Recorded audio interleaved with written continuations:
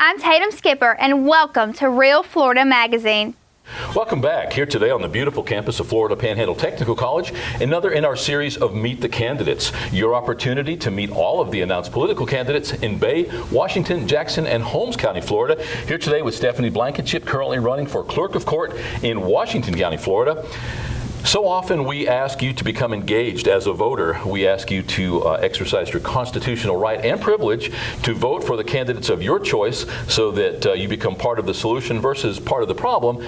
Unfortunately, we don't always do our part to make you an educated or informed voter. Hopefully through this series, you're going to get a chance to at least virtually meet all of the candidates who participate, and through that process, enter the ballot box from an informed position, making the right choice for the right jobs. When we come back, we're going to allow Stephanie to explain all the reasons why you should vote for her as Clerk of Court in Washington County, and we'll be right back.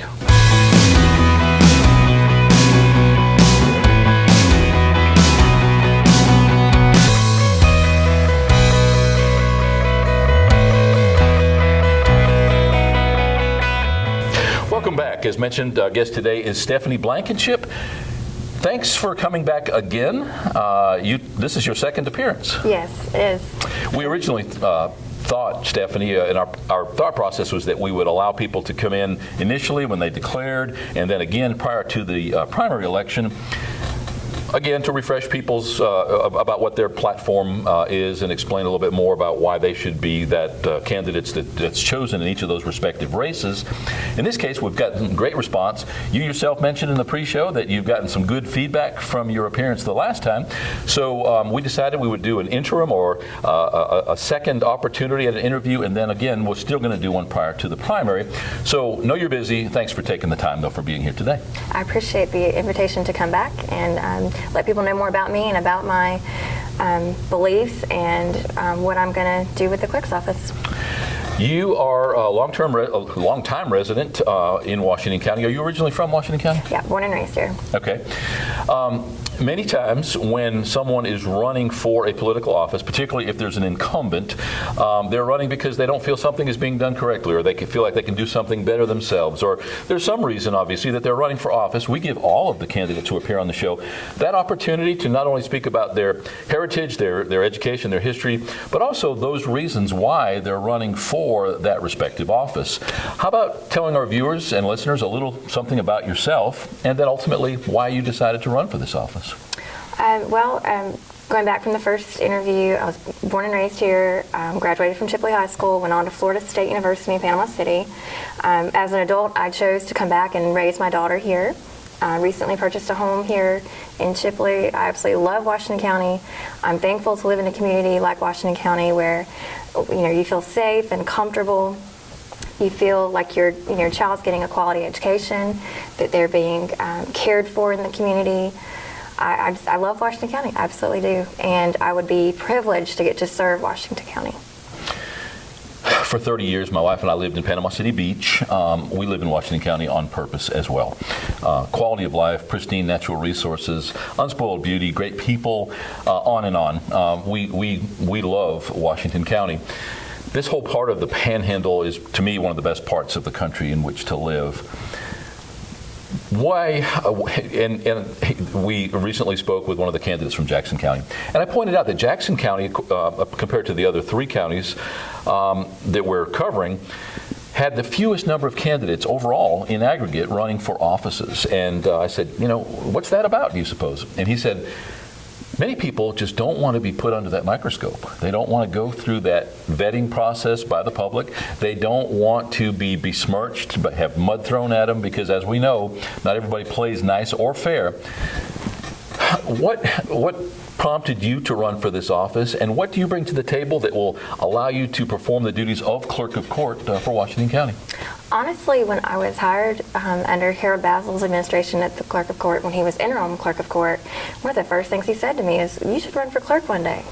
And I continue to hear that from people in the public, in the community, even people that I worked with, that, maybe you should consider running for clerk one day. And I just decided to go ahead and do it. Well, with that kind of a recommendation coming from Harold, I've known Harold for many, many years in Bay County. Pretty strong recommendation, endorsement. let's talk a little bit. We're going to tread on a little bit of what we spoke about the first interview. For those that didn't see it, the clerk of court office arguably probably handles more stuff than anybody else does in that courthouse environment. What exactly does the clerk of court do, and what is your job going into that clerk of court's office? Well, the clerk of court is the official record keeper, and they keep the records from court. They keep the records from the county, like deeds and mortgages, powers of attorney. They process traffic tickets where you pay your fine. They process criminal cases. Pretty much anything that is a record in the county goes through the clerk's office at some point. As far as for the Board of County Commissioners, they handle the budget. They make sure that the bills get paid on time, that we're reporting to the correct departments as far as Department of Revenue, turning in money for child support, pretty much anything to do with the financial part of the county. They handle making sure that those invoices get paid and the money's being taken in as it should. Several years ago, the Washington County Courthouse was condemned. After many tests and some of the obvious physical things that were happening, it was determined that there were health hazards, air quality issues, parts of the building were falling off. All of the offices and personnel that were heretofore located in that original courthouse building were moved elsewhere. In large part, they were moved to the courthouse annex on South Boulevard, and if not all, I know some of the clerk of court offices have been relocated over there in the interim period until the construction was done. Washington County received $9.2 million, the only time in anybody's collective memory that the state has paid for the courthouse in any one of the 67 Florida counties. The counties usually being held to task for the construction, maintenance, and operation of their respective courthouse and associated facilities. In this case, the state giving us $9.2 million. The courthouse is well on the road to being done. It's gorgeous. Let's start at where I started. Are all the offices that were in the original courthouse building currently in the annex? Records are not being housed in the annex. There just simply wasn't enough space. So they're currently being housed at the Agricultural Center. Okay. I know that one of the things that got people's attention, and we were fortunate enough through the 14th Judicial Circuit, including Harold and several of the judges, to do video tours before the courthouse was locked down, and during that condemnation or closing down process. There was a fuzz of mold and mildew and standing water. The basement where all those records were kept was terrible. We're showing video footage of this now as we speak. I know that Danny Finch with Finch Fire and Water was called in to mitigate. He was one of the few people in the area that were licensed to be able to mitigate that black mold. And his staff transferred the files to the Ag Center. I didn't know they were left there or that they remain there to this day. Did we lose records, or do you have any knowledge of that? Were we able to salvage everything that was down there? I believe some of the records were permanently damaged. I don't believe anything was actually destroyed. Even today, if you go over there and look in the books, the big tax books and the official records books, you can still kind of smell the distinct smell of the older book. But in general, most of the records are still there. They're still available. There's very few that were permanently damaged beyond where they couldn't be used again. Yeah, and that in itself is amazing, and probably a testimony to Danny and his staff, because again, showing some of that footage now, I didn't want to touch these things, but I can just imagine that. I mean, literally, it almost looked like a velour covering on this stuff. Well, that's good to know. So the records are over there. Does that mean that there are staff with those records so that if somebody wants public records, they can go there, or are they just stored there and those requests need to still be made at the annex? No, the records are still over there, and there's a full-time records manager, and she has a couple of assistants also in there. But I mean, you can still, as a public, you can go back there and you can look through the books. You can pull them out, you can make copies, you can search on the computer. Everything is still pretty much available. Wow. And that's just, the only reason I ask is because that's a point of interest to me. I was unaware of what happened there. But now, with the new courthouse, I would imagine that there is a much safer, much more friendly environment to paper records, so that when these things are transferred to that new courthouse facility, I'm presuming, do you have any knowledge of the facility that's been set up for those actual paper records? I know that there's a records room. I believe it is substantially smaller than what we were accustomed to before, so I know a lot of things were going to have to be scanned in. But as far as I'm aware, they were still planning on keeping as much of the original documents and books as they could. Yeah, and I'm glad that you mentioned the scanning in. Isn't that the way we're going anyway? Absolutely. Going forward, if today you got married or you had some kind of paperwork, you filed a deed, whatever it was, that's all going to be done electronically or scanned electronically. Will we still maintain those paper records at that point, or do you know? When I left the clerk's office, most of our records were being destroyed, other than the ones that we were required to keep, like felony records, certain dependency and delinquency cases that you had to keep. But in general, your circuit civil cases, your family law cases, small court, county court, small claims, those were all being shredded within a number of days of the case being closed. So we're going digital, and it's going fast. Yeah, and it's a good thing. Coming up into that 21st century, I would imagine it also makes the procuring of records and records requests by the citizens at large much easier, because they could do that online. Is that correct? Do they have the ability to do that? That's the idea. Okay. A lot of things are available online now through the public records. You can go through My Florida County and search the official records. And I believe late 80s to current, you should be able to find most of your documents there and actually be able to just click on them and pull them up. The case files are generally still private. You have to actually go down to the clerk's office and search those case records. And not private, whereas you can't get them, but they're just not as readily available. And that's just for a lot of people's protection. Sure. But in general, you can just about get any record that you want to. I particularly like the second round of interviews because we've already gotten the boilerplate information from you in the first interview, and we'll talk about some of that anyway, but we get a chance to kind of explore other areas, and that's kind of cool for me. So you've got the records. I know that much of the cost of going in and making a request for public information was in the actual hard copy that the court had to make for you to take away with you. I would imagine, if not free, this is definitely going to make it more affordable for the general public to be able to get those public records. Absolutely. The most expensive cost now is actually paying that person to pull the records, make sure that the information has been redacted as it should be. In general, paper costs are very low, and a lot of times it can be emailed, or you can bring your own disk and it can be put on there, and certainly can save a lot of money versus having to actually print everything out. Is the clerk's office one of the larger departments within the courthouse as far as number of personnel? I believe so, yeah. I mean, you've got the property appraiser, tax collector. Of course, they're all staying there in the building on South Boulevard.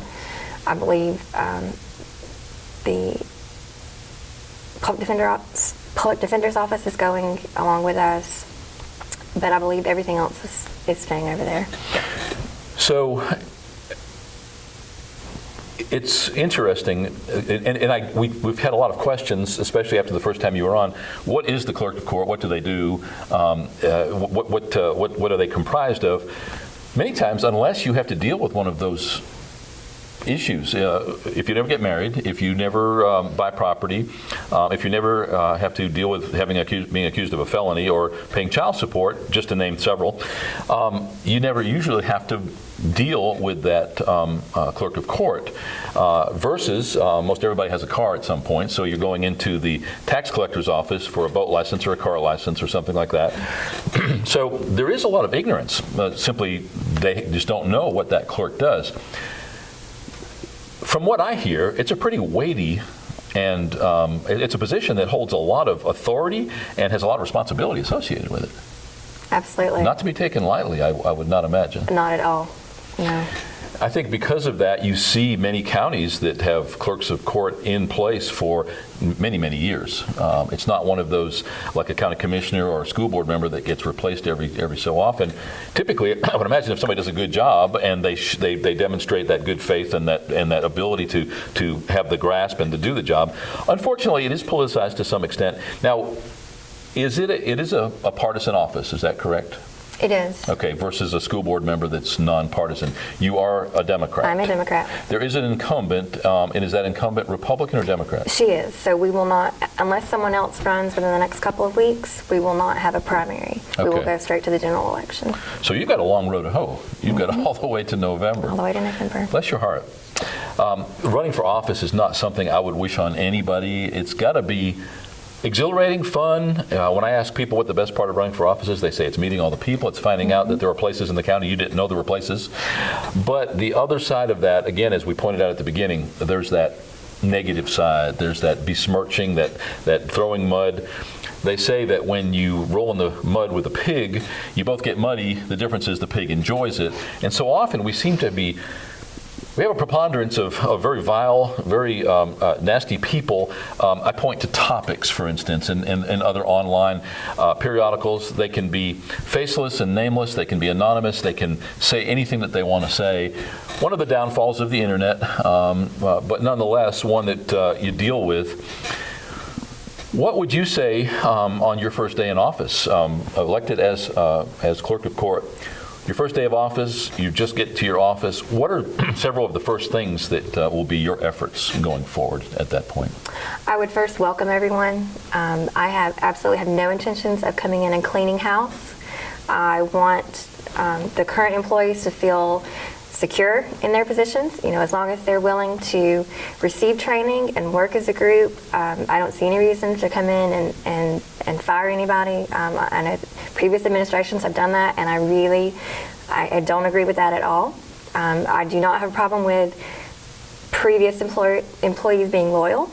I would, in fact, expect their loyalty to a previous administrator, and I would expect the same loyalty once I came on board. I would slowly get to know every employee, get to know their likes, their dislikes, where they feel they're doing the best job, or if there's another area that they might feel better working in. I would do an inventory, making sure that we've got equipment that's working, that no one's in dire need of better or immediate needs as far as equipment or products and supplies, things like that. And then I would just get down to business. Yeah, I would think in any office, whether it was the law enforcement, whether it was the sheriff's office or the chief of police in the case of the municipal government, whether it was a county commissioner, although they have no staff, at the end of the day, going into one of those offices, if somebody has been there for a number of years and has done their job, can do their job, knows how to do their job, why would you not leave that person in that position? Absolutely. Makes total sense. Makes total sense. To whom does the clerk of court answer? I know, having gone to county commission meetings, that the clerk sits on the dais along with the commissioners, there to answer specific budgetary questions, there to input when budget items are up for approval or discussion. But to whom does the clerk of court, in the pecking order of the county, we already mentioned the fact that you answer to the voters, so forget about them, but how does that work? To whom does the clerk of court answer? The Board of County Commissioners. They make sure that the budget is where it should be and available, and if the county commissioners want to know if we have enough money to buy this or that, the clerk's job is to say, yes sir, or yes ma'am, we do, and here it is. Here's what you're allowed to spend it on. When you say that there are potential issues in the budget, saying the state is cut, first of all, does the state contribute to that clerk of court budget in each of the respective counties? When you say They that's do. been, Yeah, we get funding from the state. so something, again, I learned something from every show. This is a big one. So the county itself, in this case Washington, does not pay all the expenses associated with that clerk of court office. No. Okay. Is that due in part to the fact that you do administer court records? For instance, I know you work very closely with the judges at least as far as the monetary part of it. First of all, back up. How do you work with those those judges. I know that you've got a felony clerk, for instance, that works with the. Talk a little bit about how the clerk of court and that personnel specific to the task work with the judges in these court cases. Well, as I was trained under Harold Bassel, was that you are your judge's best friend. You are to know how they operate, how they like their court to be ran, what they expect, and it's kind of your job to make sure that those things get communicated to the people who are coming into that courtroom or working in that division. That is one of the things that was not as encouraged as I felt it should have been under the prior administration, and that's one thing that I would bring back immediately is know your judge. Get to know your judge, get to know your judicial assistant. You're their link to the public because you can't have direct contact with a judge. So, if the public calls and they want to know something, it's up to that clerk to be able to answer that question, as far as expectations or requirements. So know your judge, absolutely. Okay. I know that I've been called for jury duty. When I go for jury duty, there's the clerk of court is typically standing up front. He or she explains the process, explains what's going on. Again, is our link or our informational link anyway to what is going to transpire going forward. So I would imagine that that once or twice a month, or how often they do that, that takes up a bit of your time right there. It does. Yeah, and the clerk is responsible for generating the notices for jury duty, for sending them out, for taking in all the calls you get for people that are trying to get out of jury duty, and finally checking them in and getting them ready, to go before the court to see if they will actually make the jury or not. And they are also responsible for paying those jurors, making sure that they get their check if they do get appointed to the jury. Going in on that first day as the clerk of court, what do you feel are going to be some of your challenges? Coming into someone else's administration, definitely, kind of getting a feel for what they did and whether or not I feel that would work with, with my ideas and beliefs. Trying to get some kind of order, there's a lot of things that are public and that I can have access to, but there's some things that I just can't. And so, it will take time to really get in there and get to know some of the areas that have kind of put kind of on the backside. Other than that, I don't really foresee any major challenges. Ready to hit the ground running? Ready. Let's talk about some of the tougher questions. Anytime that you've got a large office environment such as the clerk's office, you have the potential for morale problems. To the best of your knowledge, I know it's been a while since you worked there. What is the morale in that environment right now? It was pretty low when I left. I'll be perfectly honest, it was pretty low. A lot of change in staff, a lot of change in policy, a lot of insecurity, not really feeling safe in your position, questioning a lot of things, a lot of instability. And that can be expected anytime that there's a new administration. Sure. That just kind of goes with it. In my recent trips over there, it doesn't seem to improve a lot. There's still a lot of change. A lot of times I'll go into an office and there's a whole other person in there. And that one person who you get to know and you kind of become acquainted with, and they're there to greet you. Suddenly they're not there to greet you, and that's one of the things that I don't want to do.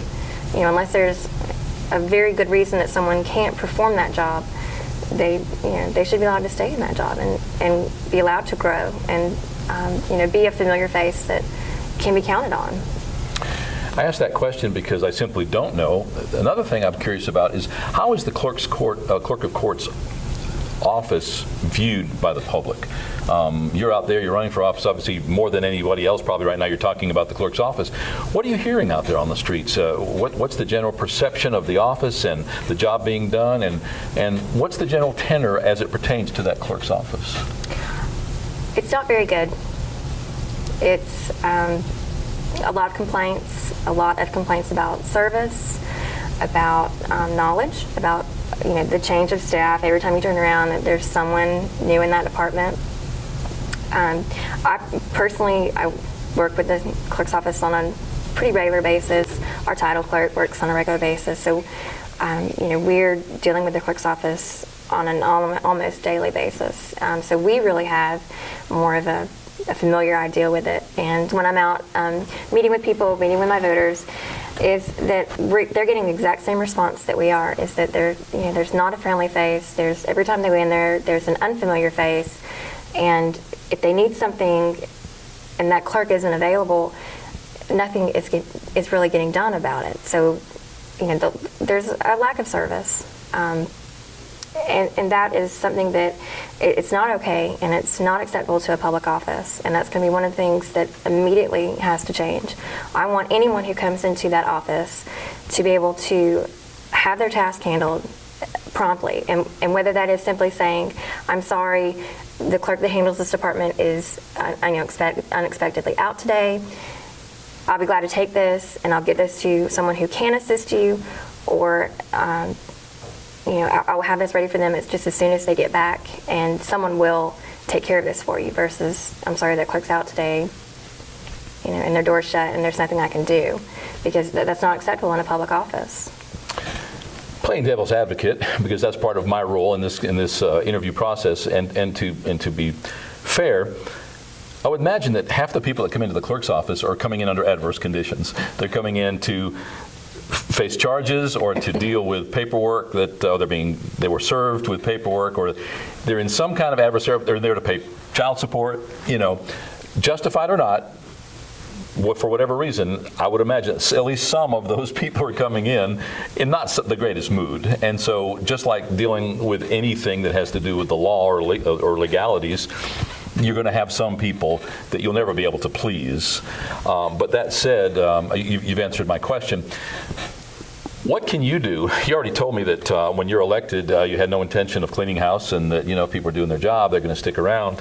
And what better way to start off on a good note than to do just that? Is there anything that that's on your mind that you'd like to talk about as far as your candidacy is concerned? Well, first, I want to absolutely say thank you to all my supporters, especially the ones that have reached out so far. I've been overwhelmed with the number of people who support my candidacy and my ideas and beliefs. And, as a first-time candidate, as a very young candidate, that's been really such a positive experience for me. It's made me believe in myself. It's made me to feel encouraged and feel like I'm doing the right thing. And a candidacy is hard. It really is. It's very time-consuming. It involves a lot of sweat equity as far as the time that you put into it, not to mention the financial part that you have to put into it. So I've just been absolutely overwhelmed and so appreciative of my supporters. I can't wait to get out there and meet people and talk to them, get out to some of the other areas of the community and get to know what their ideas are and ways that they feel like the office can be improved, because absolutely I would take that into consideration, because those are the people that we serve, and their idea may be completely off the wall, or it could be a fantastic idea that no one really thought of. So I can't wait to get out there and hear what other people are really wanting to do with the clerk's office, because that is essentially who I serve, is the people of Washington County. Well said. At one time in that political campaign process, it was important to shake every hand, kiss every baby, knock on every door. With the advent of social media and other online media, there seems to be an opportunity to reach those people, evidenced, for instance, by this show, where you can actually reach many of your potential voters through this media. Do you feel that has taken some of the load off of that campaigning politician, so that you don't have to get down every single dirt road, many of which you don't even know exist at this point? Or do you feel that it's still necessary to get out there and knock on every door? There are certain areas of this community that you still have to go door to door. Absolutely. It's going to be my full intent that I'm going to attempt to make it to every door. I've started walking between work and church and my daughter's softball games. I try to get out at least once or twice a week, actually getting out and visiting people. But this particular way to get the word out through these videos has been an instrumental part of getting people aware of candidates and getting our information out. I've gotten so many good reviews on not just my interview, but interviews in general. Just how great it is to just get to sit and watch and have a little bit of one-on-one time with a candidate. But I do feel that it's taken a little bit of weight off, just because a lot of people do watch it, and it's hard to get out there and meet with people because we're all so busy and we all have priorities. So door to door is still a little bit important, and it is my goal to get out there and at least attempt. Upon your election, after you get done screaming and after you get done accepting all of the congratulatory telephone calls, you're going to find yourself that first morning walking into that new office. What are the things that you feel most need improvement, not from a long-term point of view, but from something that you can start working on as soon as you walk into that office? On my first day, I know that there are those immediate issues. One of those will be making sure that all the jobs are being completed and they're being completed as they should be. One thing that I have run into myself and that I've heard is documents aren't being recorded as they should. And what is that process exactly? The recording process is you either send it by hand to the clerk's office or mail it. Generally, we were not allowed to record anything that was a copy. So it had to be, a certified true copy of something, or it had to have what's called a live signature, a colored signature. So, that process is very much in the paper form, but it's very particular with recording documents. There are certain things that have to be done, certain things on that page, such as a notary stamp has to be on there. For a deed, you have to have two signatures, for a deed to be valid. And your list pendants, list pendants is kind of notifying everybody involved that there's about to be an action taken on this property. And that has to be recorded before you can do anything in that case. And I've run across where some list pendants haven't been recorded. And one thing that I want to make sure is that those people that are in my recording department are completely aware of what has to be done, how it has to be done, and there's a reason this has to be done. There's statutes and rules that give you all of the guidelines for what you can and can't record. And I want to make sure that those people that are in that recording office are knowledgeable and that they have access to the training and guidelines to make sure that they are making sure that the records are recorded as they should. Having worked as an employee in that clerk court environment, obviously it's given you insight into that office. In addition to that, and maybe as important, and correct me if I'm wrong, you work now currently for your sister Michelle Jordan and her law practice. That's got to give you, again, some of that from the legal side, some insight into what the clerk does or should be doing, and that in itself probably adds to your qualifications for that job. Absolutely. I've been very lucky. I've got experience from inside the clerk's office, and now I have experience, as a filer, using that e-portal, sending the documents in, and it has honestly humbled me.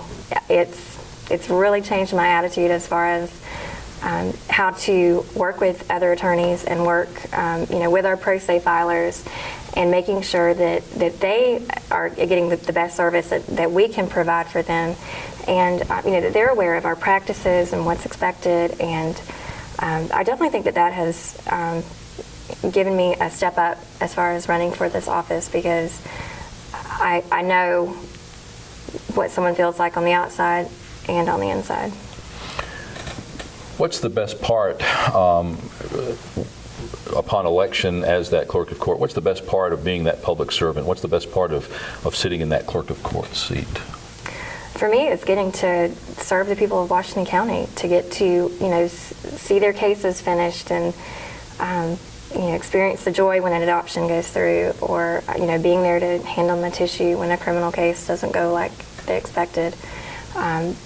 It's being there for the people here in Washington County, for helping them to go through some of the more difficult experiences. One of the old sayings when I was there at the clerk's office was, when you're in the criminal side, you see the worst people at their best. And on the civil side, you see the best people at their worst. Because nobody comes to the courthouse to, other than to get your marriage license, nobody comes for a good thing. It's always, a lawsuit or a divorce or,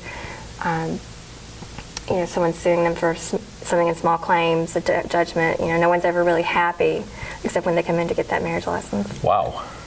Wow, I like that. I hope I can remember that saying. That's very interesting. Stephanie, I'm going to ask you, just like I do with everybody that sits in that hot seat, all of the candidates running for all of these respective offices, I'm going to let you look right into that lens and talk directly to those voters, in your case in Washington County, and tell them why they should vote for you for Clerk of Court. Well, a vote for me is a vote for integrity. It's a vote for holding people accountable, and it's a vote for making Washington County the most progressive clerk's office in the state of Florida. Well said. Best of luck going forward. It's a long road ahead of you all the way to November, and you've got the hottest part of the summer coming up. Lots of special events coming up. We've got Watermelon Festival, we've got 4th of July, Wausau Possum Festival. You're going to be buying watermelons and shaking possums and doing all kinds of stuff. What are your plans going into that summer season? Are you planning on attending all of those? Oh, absolutely. We're kicking off with Relay for Life. We'll be there. I'm a big supporter of Relay for Life, with my father passing away from lung cancer, and I've got several other family members who are survivors. Then we'll be at the Watermelon Festival, Watermelon Parade, the 4th of July Festival in Vernon, and of course the Possum, and any homecoming events that occur before the election. We plan on being there as well. That's right. With November being the general election, you've got all of the fall festivals and all kinds of opportunities to be expected to bid on cakes and pies and absolutely. I've already bought a cake at the Vernon opening ceremonies. Thanks again for being here today. We'll let you know when we do our next round, and we appreciate you being here. Awesome. I appreciate the opportunity. Our guest today has been Stephanie Blankenship, currently running for Clerk of Court in Washington County, Florida. As you know, as a regular viewer or listener, we're inviting all of the announced candidates in Bay, Washington, Holmes, and Jackson counties, Florida, to come in and talk to us as that political candidate, expressing to you as the voter exactly why you should entrust them with the office for which they're running and why you should vote for them when you enter that polling place. Hopefully an opportunity for you to become an educated, informed voter, voting for the right person for that right job. We'll be right back.